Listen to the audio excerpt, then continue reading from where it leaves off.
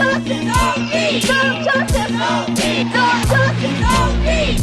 Let us sit now. Housing now. Let us sit now. Why nobody can get no help down here for these people, bro? They got children out here. They got pregnant women out here. Let us sit now. Housing now. Let the people in. Let the people in. Let somebody in. Let the people in. Let the people in. Let the people in. Let the people in. Let the people in. Let us sit now. Housing now. Let us sit now. Housing now.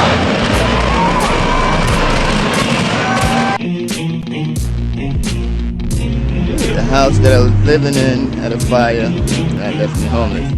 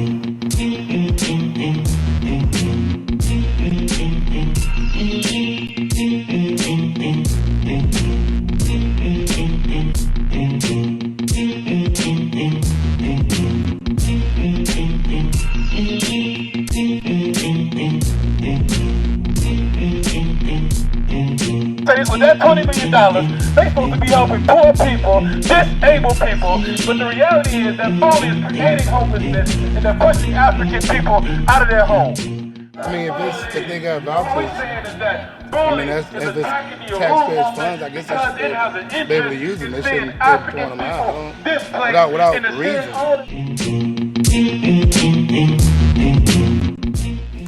Nancy Roosevelt, who's the Director of Human Resources, as well as Ken Heller, who's the Director of Operations, who was my direct supervisor, came into my office and informed me that myself, Valerie, and Kiana, at the request of the auditors, were being suspended.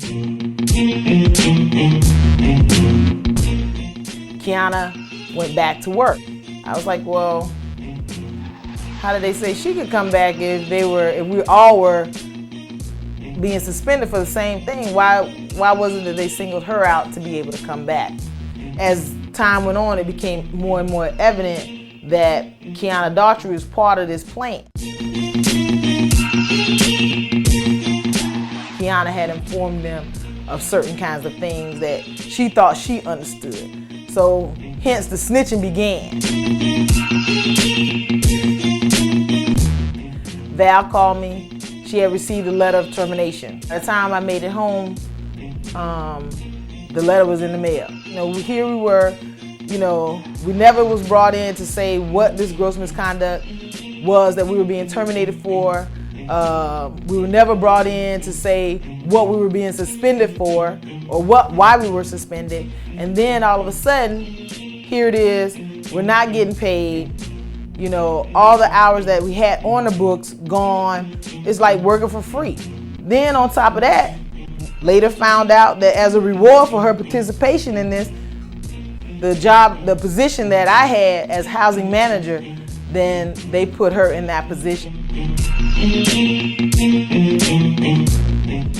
When we talk about Kiana Daughtry, the apartment complex where she resides, which is rent restricted, she had people living in her apartment who she had not added to the lease. The HUD accountant, who serves as a landlord. You have the payroll accountant, whose son is receiving not only a voucher, but also is renting a unit from the HUD accountant who works for Boley. Kenneth Heller, who is the Director of Operations,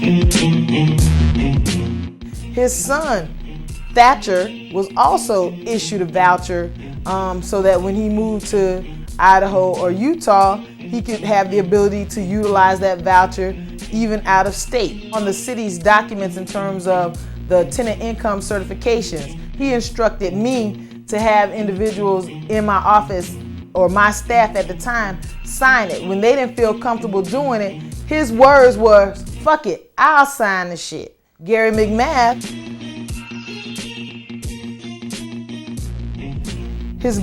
one of his best friends, Mike Veeder, who also is the maintenance manager at Boley, children who also, Carrie Veeder and Kevin Veeder, who also received a voucher, who also lived on one of the Boley properties, who skipped out on Boley owing rent, almost $5,000 worth of rent.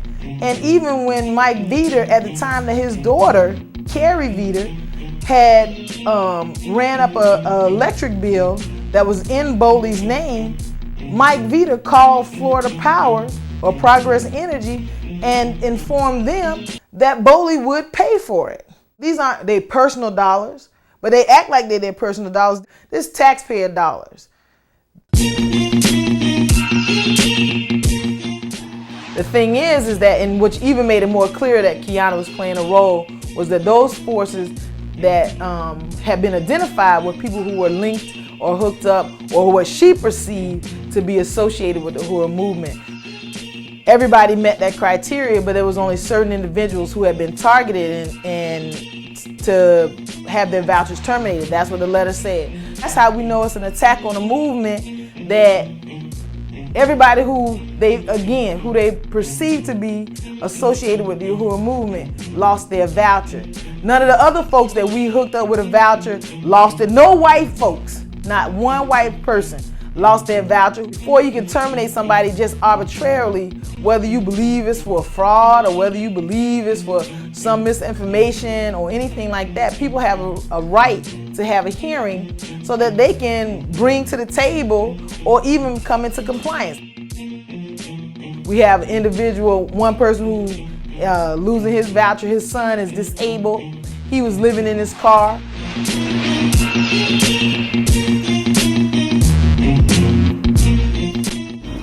When we first came in town, we were living out of our car. We had just moved down here and unemployed, got laid off from our jobs.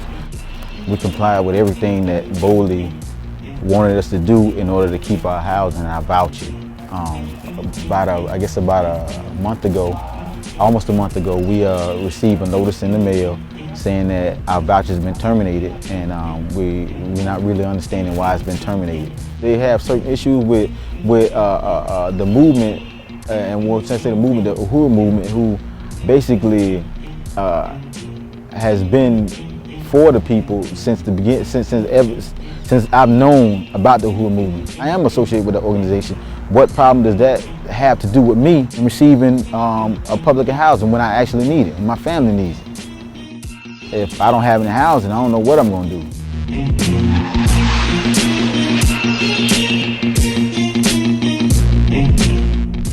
What they're doing is what they've always done, is to try to continue to harass the movement. We've seen this from the 60s, all in here it is 2007, they still doing it.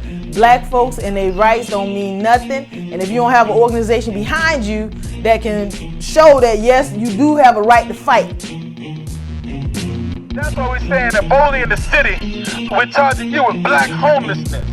That's the reality, and we're saying that the city has the responsibility to stop funding the program that is creating homelessness in the African community.